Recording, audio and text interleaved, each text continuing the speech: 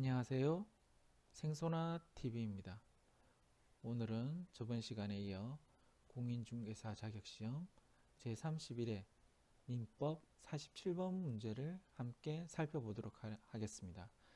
민법 47번은 법률행위의 조건과 기한에 관한 문제입니다.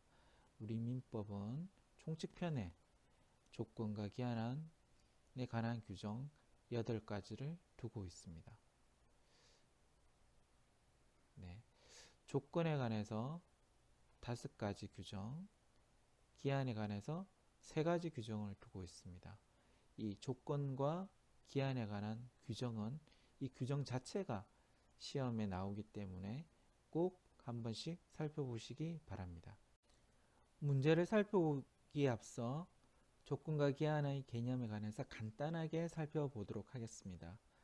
자, 법률행위는 원칙적으로 조건과 기한이 붙지 않습니다.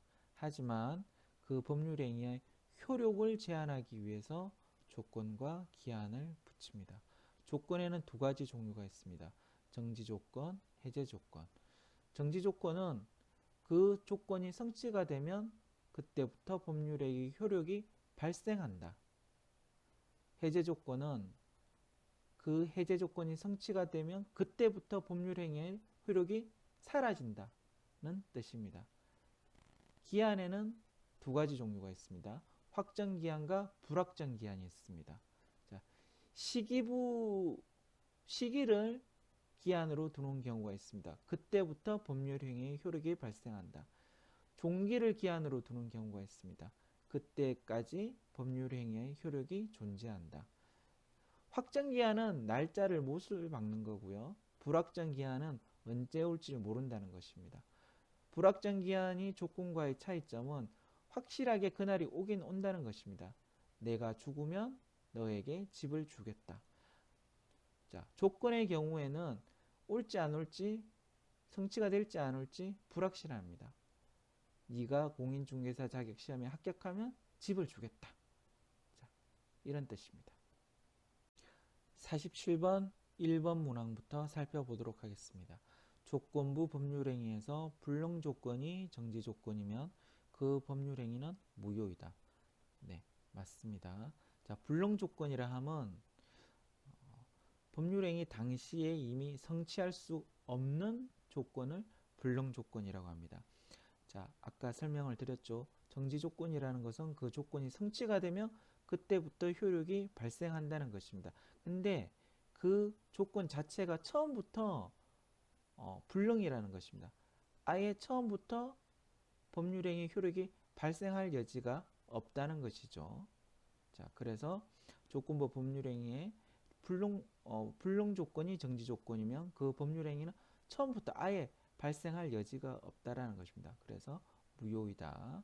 30회 43번에도 똑같은 취지의 문제가 출제가 되었었네요.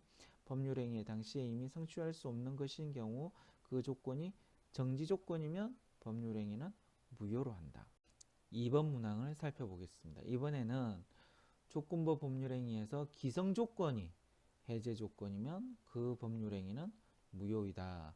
자, 기성조건이라 함은 조건이 법률행위 당시 이미 성취한 것인 경우를 뜻합니다. 자, 이런 기성조건이 해제조건이란 말이 무슨 말이냐면 아까 설명드렸다시피 해제조건은 그 조건이 성취가 되면 그때부터 법률행위의 효력이 사라진다, 없어진다는 뜻이지 않겠습니까? 그런데 이 해제 조건이 이미 법률행위 당시에 성취가 됐다는 거예요. 그러면 그 법률행위는 처음부터 효력이 없다라는 뜻이 되겠죠. 그래서 기성조건이 해제 조건이면 처음부터 법률행위의 효력이 없는 것이기 때문에 무효라는 뜻입니다. 네, 맞는 질문입니다. 29회 50번에도 비슷한 취지, 같은 취지의 문제가 출제가 되었었네요. 조건이 법률행위 당시 이미 성취한 것인 경우 그 조건이 해제 조건이며 법률행위는 무효로 한다. 오, 맞습니다. 3번 법률행위에 조건이 붙어 있다는 사실은 그 조건의 존재를 주장하는 자가 증명해야 된다. 자, 제가 말씀드렸죠. 법률행위에는 원칙적으로 조건과 기한이 붙어 있지 않습니다. 자, 원칙적으로 조건과 기한이 붙어 있지 않는데 조건과 기한이 붙어 있다라는 것은 그러면 붙어 있다는 사실의 존재를 조건이 붙어 있다는 사실 그 존재를 주장하는 자가 증명해야 한다는 것입니다. 자, 똑같은 취지의 기출문제를 찾을 수는 없었습니다.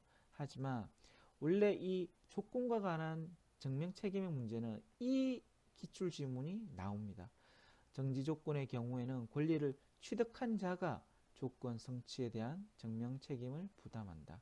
자, 정지 조건의 같은 경우에는 권리를 취득하는 자가 권리의 유효를 주장하는 자가 조건 성취를 입증해야 됩니다. 정지 조건의 경우에는 조건이 성취되며 법률 효력이 발생한다고 말씀드리지 않았나요? 그렇기 때문에 권리가 유효임을 주장하고자 하는 자, 권리를 취득하는 자가 그 정지 조건의 성취에 대한 증명 책임을 부담하게 됩니다.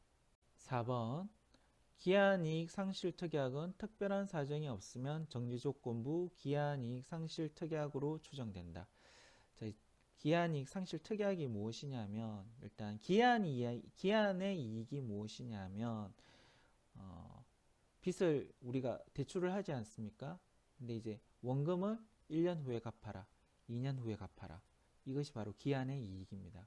기한이익 상실 특약이 무엇이냐면 이자를 1회 연체하면 또는 이자를 3회 연체하면 즉시 원금을 갚아라. 이것이 기한이익 상실 특약입니다. 기한의 이익은 채무자에게 있습니다. 자, 그래서 기한이익의 상실 특약도 특별한 사정이 없는 한 채무자에게 유리하게 해석해야 합니다. 그런데 이 정지조건부 기한이익 상실 특약은 채무자에게 불리합니다. 연체한 사실이 있으면 바로 기한이익이 상실된다는 뜻이기 때문에 채무자에게 불리합니다. 그래서 기한이익 상실 특약은 특별한 사정이 없으며 채무자에게 유리하게 형성권적 기한이익 상실 특약으로 추정이 됩니다. 형성권적 기한이익 상실 특약이라는 건 은행에게 채무자에게 원금을 갚아라 말하고 할지 선택의 기회를 준다는 겁니다. 결국 채무자도 그런 선택의 기회를 받는다는 거죠. 그래서 기한이익 상실 특약은 형성권적 기한이익 상실 특약으로 해석해야만 유리한 것입니다. 자, 30회 43번에도 같은 취지의 문제가 출제가 되었습니다. 3번 문항 조건이 법률행위 당시 이미 죄송합니다. 2번 문항 기한이익 상실 특약은 특별한 사정이 없는 한 정지조건부 기한이익 상실 특약으로 추정한다. X 형성권적 기한이익 상실 특약으로 추정이 됩니다. 마지막 5번 종기 있는 법률행위는 기한이 도래한 때부터 그 효력을 잃는다. O 맞습니다. 기출지문을 찾아볼 수는 없었습니다. 그런데 이 지문은 법률 규정을 묻고 있는 문제입니다. 152조 기한 도래 효과 시기 있는 법률행위는 기한이 도래한 때부터 그 효력이 생긴다. 시기 그때부터 기한이 효력이 발생한다는 뜻입니다. 종기 있는 법률행위 그때까지 법률행위 효력이 존재한다는 뜻입니다. 그래서 종기 있는 법률행위는 기한이 도래한 때로부터 그 효력을 잃는다.